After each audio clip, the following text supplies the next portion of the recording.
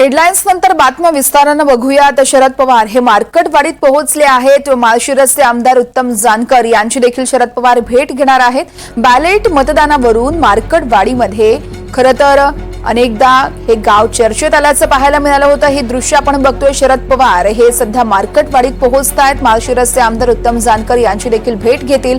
शरद पवार हे इथे पोहोचण्या अगोदरच बॅनरबाजी देखील करण्यात आल्याचं चित्र होतं। ईव्हीएम हटाव देश बचाव अशी बॅनरबाजी मार्केटवाडीमध्ये करण्यात आली आहे। ग्रामस्थांची भेट घेतील शरद पवार आणि त्यांच्यासोबत संवाद देखील साधतील। खरं तर मार्केटवाडीचं जर चित्र आपण पाहिले तर निवडणुकीनंतर इकडच्या सगळ्या ग्रामस्थांना ईव्हीएमवर संशय होता आणि त्यानंतर बॅलेट पेपरवर मतदान घेण्याची मागणी या सगळ्या ग्रामस्थांनी केली होती। या संदर्भात आपण थेट जातोय मार्केटवाडीमध्ये। तिथे आमचे प्रतिनिधी सौरभ वाघमारे आहेत। आपण त्यांच्याकडूनच सध्याचे ताजे अपडेट्स जाणून घेऊयात। सौरभ, आपण पाहतोय शरद पवार हे मार्केटवाडीत पोहोचले आहेत। नेमका कधीपर्यंत त्यांचा गावकऱ्यांसोबत संवाद सुरू होईल?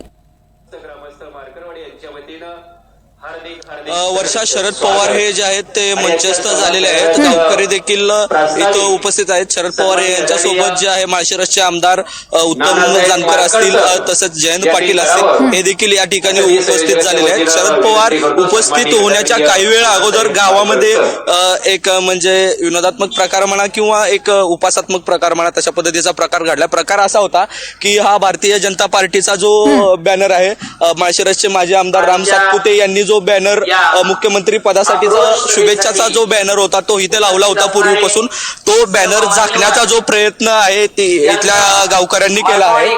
हा जो बॅनर वरती लिहिला आहे की ईव्हीएम हटाव देश बचाव, हा जो बॅनर आहे या देवेंद्र फडणवीस यांच्या बॅनरच्या समोर आणून लावण्याचा प्रयत्न केला।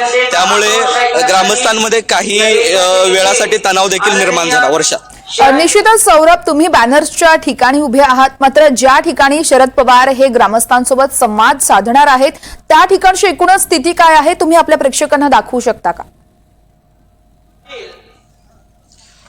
अगदीच वर्षा, शरद पवार हे जे आहेत ते मंचस्थ झालेले आहेत आणि माळशिरसचे म्हणजे इथले जे आहेत विजयसिंग मोहिते पाटील हे देखील आलेले आहेत आणि गावातील लोकांचा जो प्रतिसाद असा वाटला होता की उत्स्फूर्तप्रमाणे मोठ्या संख्येमध्ये गावातील लोक इथे उपस्थित होतील, परंतु गावातील लोकांची जी संख्या जी आहे ती म्हणजे असं तुरळक दिसते। वर्षा, त्यामुळे कुठेतरी खरं तर या ग्रामस्थांमध्ये देखील आता पाहावं लागेल नेमकं कसं वातावरण आहे। आपण पाहतोय शरद पवार असतील, जयंत पाटील देखील या ठिकाणी उपस्थित आहेत। शरद पवार नेमकी पुढे काय भूमिका घेऊ शकतात या हालचालींवरून काय वाटतं नेमकं सौरभ?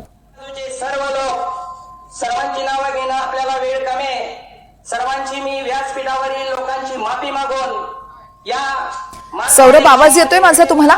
घटनाक्रम अगदी थोडक्यामध्ये सांगत आहे। हा पोचतोय वर्षा। तर खरं तर आपण बघतोय आता सध्या शरद पवार यांच्याकडून या ठिकाणी उपस्थितांना थोड्याच वेळात मार्गदर्शन केलं जाणार आहे। ग्रामस्थांचा तुरळक असा प्रतिसाद इथे बघायला मिळतोय। सौरभ, मी असं विचारत होते की आपण पाहतोय खरं तर राहुल गांधींचं देखील या ठिकाणी राहुल गांधी देखील याच ठिकाणाहून खरं तर मार्च काढणार असल्याची माहिती आहे। सगळे अपडेट सौरभ तुमच्याकडून जाणून घेत राहू। मात्र ही दृश्य आपण बघतोय, शरद पवार आहेत, जयंत पाटील, शिवाय धैर्यशील मोहिते पाटील, विजयसिंह मोहिते पाटील हे देखील या ठिकाणी मंचावर उपस्थित आहेत।